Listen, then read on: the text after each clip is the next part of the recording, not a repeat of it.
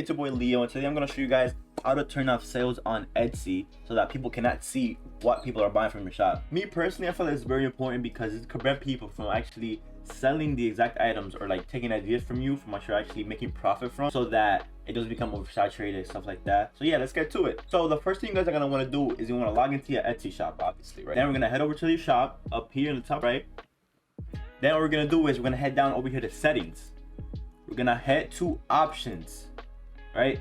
Then there's little shop options here that you guys can see. You rearrange your shop, etc. Custom order requests so that people can request custom things. Offer gift wrapping. But the part that we're actually looking for is the part that it says sold listings. Want shoppers to be able to see these?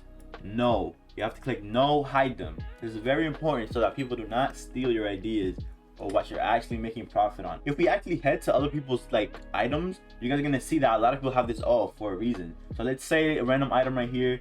Let's just click on, let's click on this right here, right? All right, oh, he has 12,000 sales, right? He's doing really good. Hopefully you guys, I wish you good luck. Hopefully y'all get a lot of sales as well. Feel me? We head down here, boom.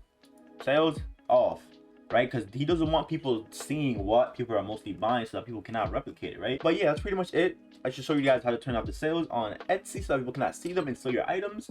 But yeah, thank you guys for watching, and I'll see you guys in the next video.